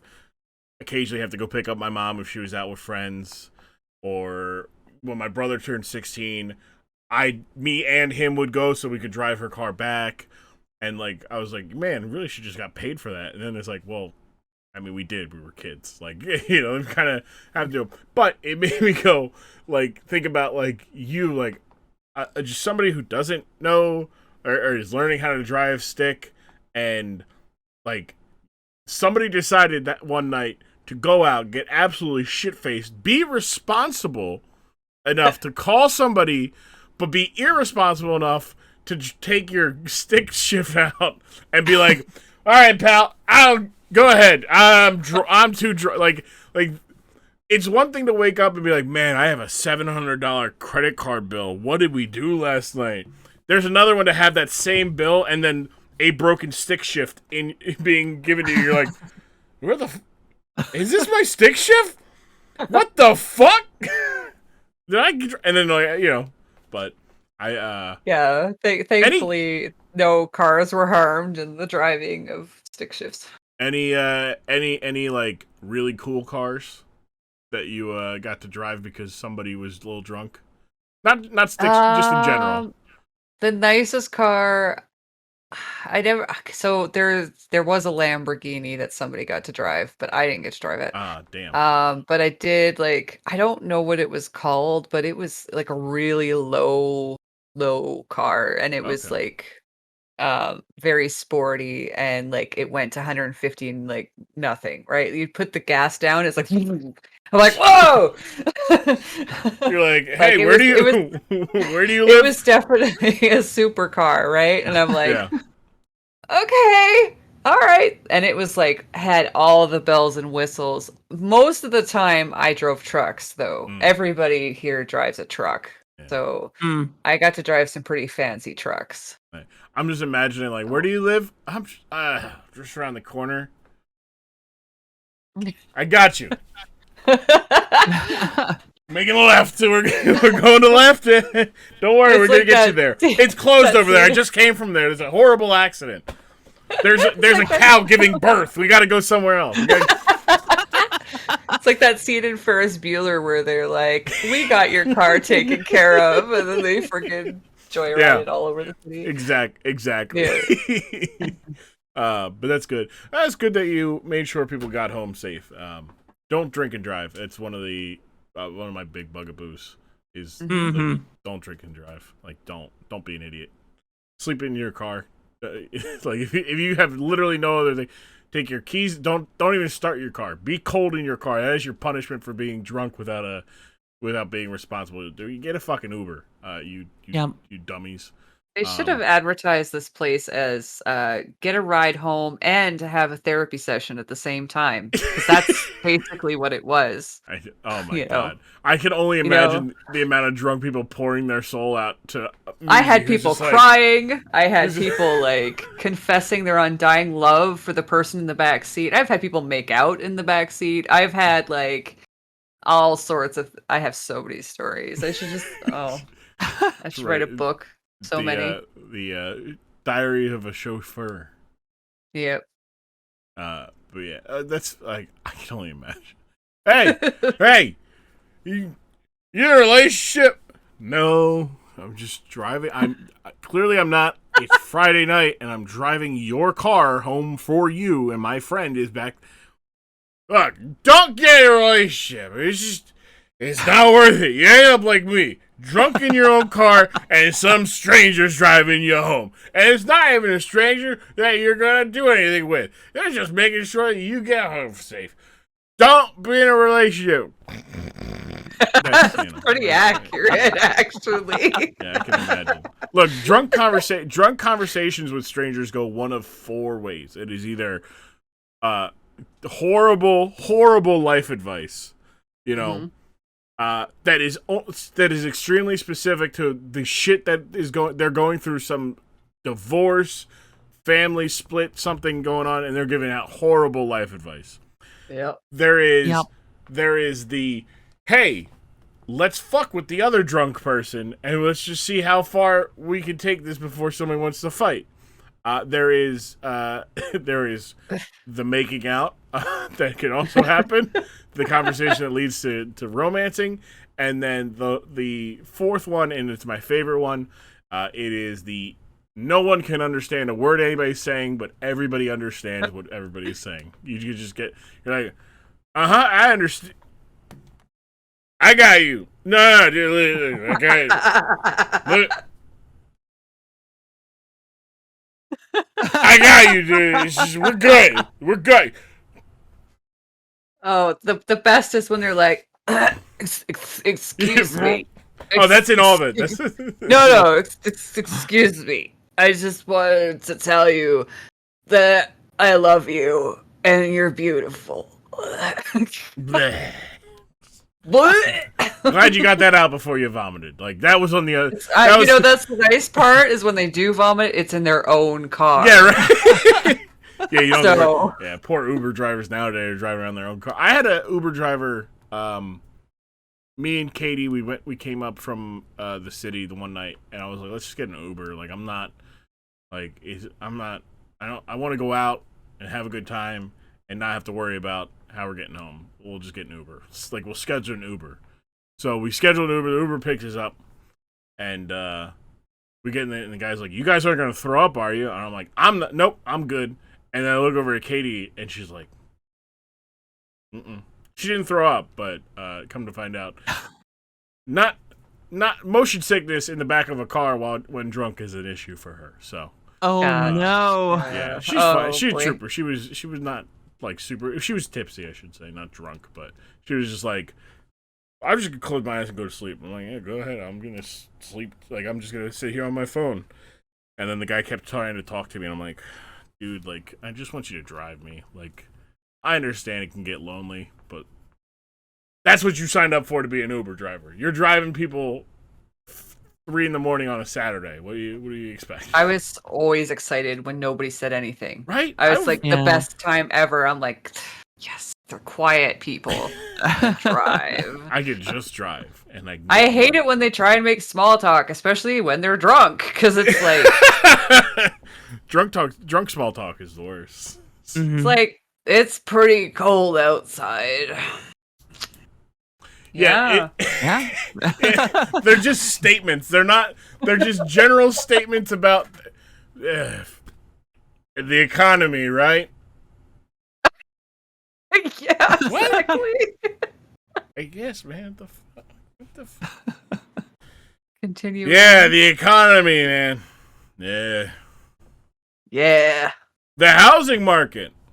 Oh, yeah, the housing market. Yeah, and there's the people in the backseat that just echo it, but they echo it like a lag delay where they're like, so guys on the housing market, yeah, the economy, man. It's like, shut up, let me just drive. Oh, I have some horror stories as being the DD with in college, because I was one of the only guys who had a car on campus for our group. The worst being I had to drive like around Center City, Philadelphia for like an hour and a half looking for one of the guy's like frat brothers, because he was supposed to get home with him and he left him, and he's like, oh my God, I'm gonna get in so much trouble. I'm gonna get in so much trouble. My big brother's out there by himself. I'm like, all right. And he's like, dude, I'll give you $150. And I'm like, all right. Yeah, sure. He gave me $100, and then they're like, "We'll get you into the party tomorrow night for free." And I'm like, "Okay." And then when I went in, they're like, "Oh no, we can't do it for free, but we can do it for a reduce." And I'm like, "Whatever." So I upper decked their toilet. Long story short. Look, man, don't.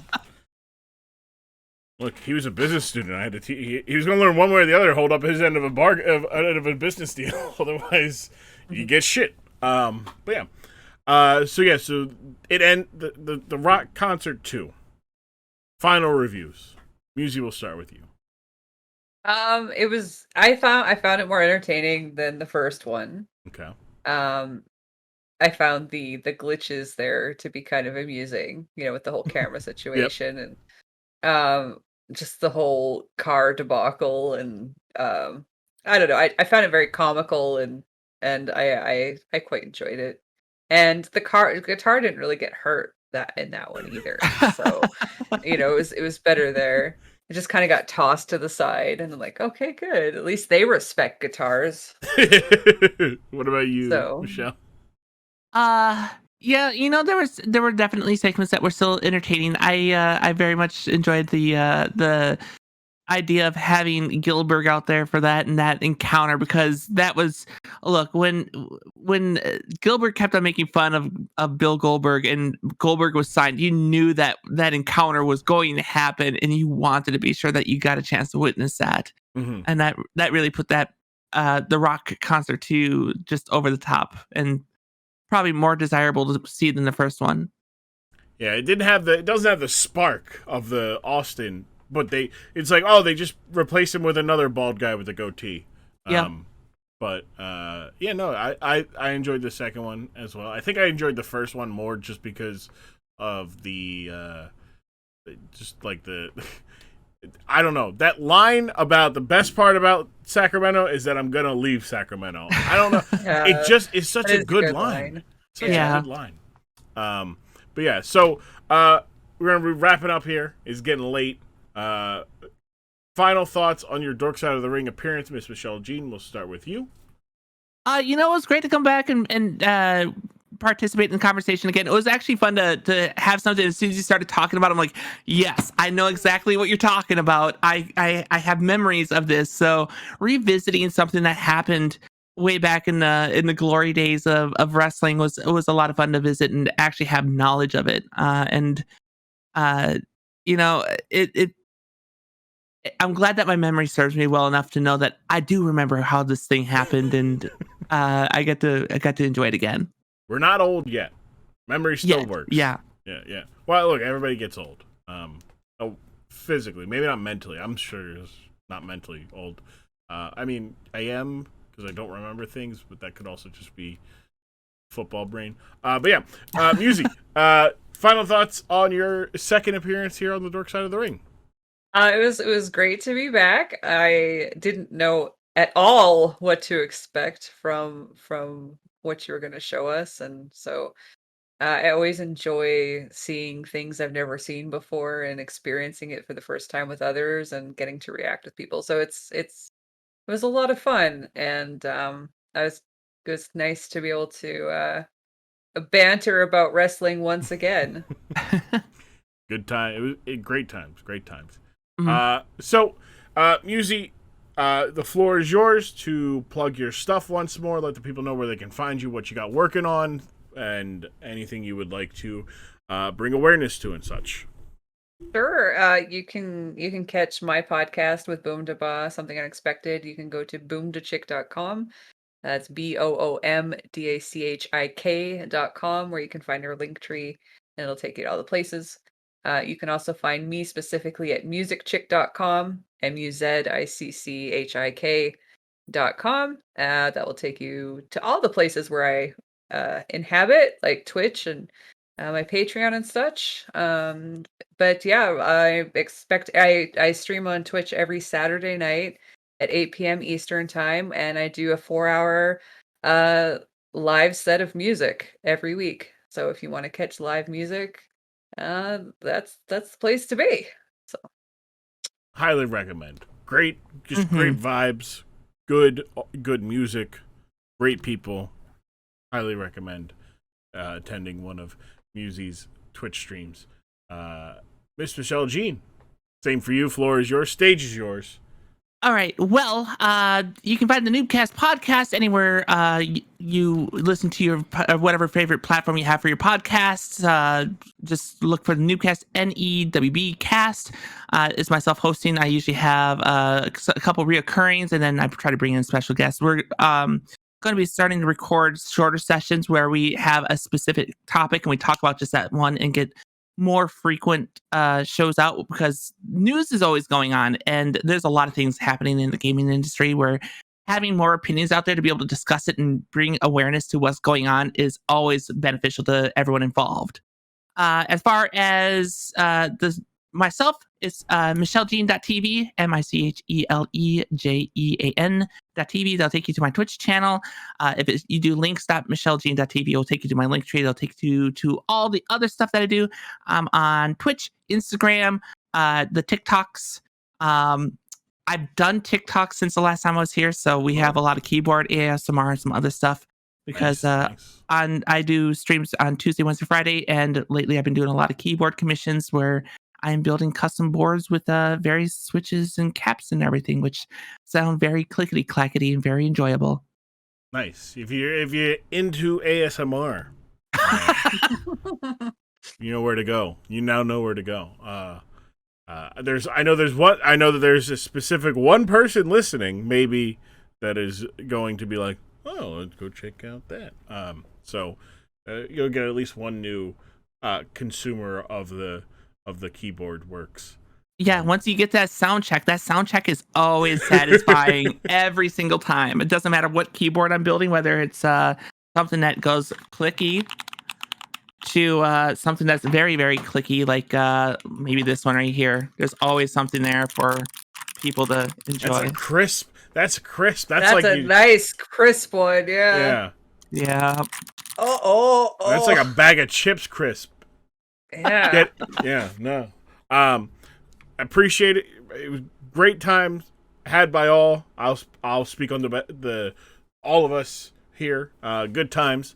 Yeah, I did not when I decided to do the rock concert.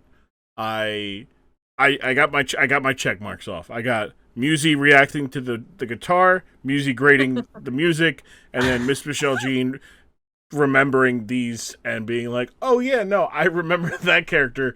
Boy, that got like, oh boy, I do remember that. So that's good because it's always fun.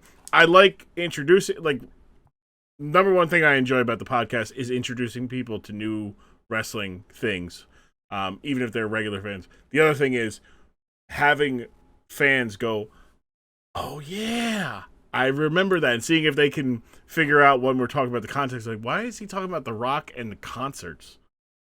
Oh. Mm-hmm.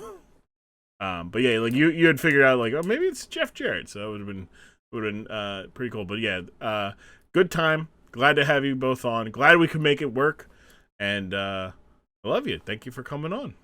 Thanks for having us.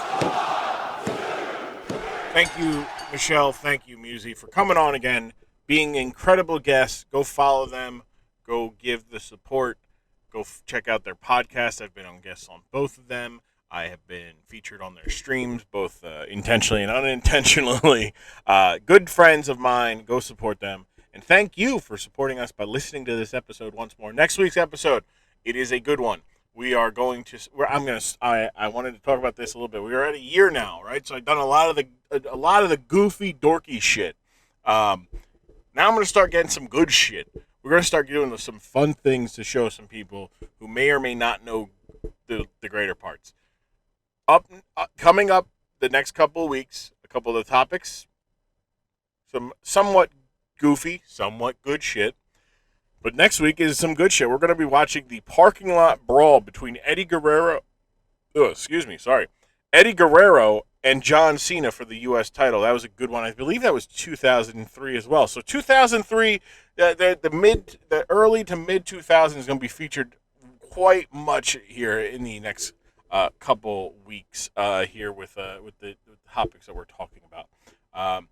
McMahon month is changing a little bit. After the last couple weeks of thinking about it, I think I'm only going to do like one or two topics that involve Vince McMahon. But so we're going to be doing the Battle of the Billionaires. That'll be the following week. That'll be myself, Jim Jam, and that tough guy Pat talking about that. That's been in bookmarks since like episode 4 or 5. So I was like, I'll hold off on that. Then we're going to talk about as well for McMahon month. We're going to do Shane McMahon and Kane. Their feud in 2003 because it was a wild, wild journey that involves electrocuting somebody's testicles and driving a car at full speed into a tractor trailer. And then at the end of the month, myself and two guests yet to be determined will be talking about Vince McMahon and Shane McMahon versus Shawn Michaels and God at Backlash 2006. So those are going to be some of the topics we're going to talk about next couple weeks. But next week, myself, Momo, and Inza, they come on for the first time. My European friends coming on at, I don't know, the first time, on Mondays, first time. But we're going to be talking about the parking lot brawl between Eddie Guerrero and John Cena. So that's next week here on the Dork Side of the Ring. Remember to follow us at Dorkside Ring on Twitter and Instagram. Follow me at IamGrum. That's GRUMM. 2 M's, 1 M in the AM, and 2 at the very end. But yeah, go to follow at Twitter and Instagram. Thank you so much. If you have not already, join the Greater Grumunity. That's right, the Greater Grumunity. Go to grum.tv. You can join the community Discord that we've got going over there. You can watch streams live with zero latency in there if you so choose and hang out and whatnot. You can also give feedback for the podcast there. Also, speaking of feedback for the podcast, Spotify 5-star ratings and Apple Podcast 5-star rating and review. Thank you. Appreciate that if you could do that. Thank you very much. And what else? Oh, support.grum.tv, Patreon. We just put up the whatchamacallit, the watch-alongs from the final deletion match. Myself, McMahon, and Pudge. I talked about that in the It's a lot of fun because that's one of those wacky, really wacky, hard to explain, unlike any wrestling anyone ever has seen. That one's fun. But next, myself, Inza, Momo, talking about the parking lot brawl between Eddie Guerrero and John Cena. So it'll be a good one. Thank you so much for watching. I guess you can watch. Well, not really watch. Well, yeah, watch it because who knows? I really need to get an extra game. Anyways, thank you so much. Appreciate that. I'll see you next week here on the Dark Side of the Ring. Don't take wrestling too seriously, folks. In the meantime, because wrestling is much better when no one is taking it seriously. Thank you. I'll see you here next week on the Dark Side of the Ring podcast.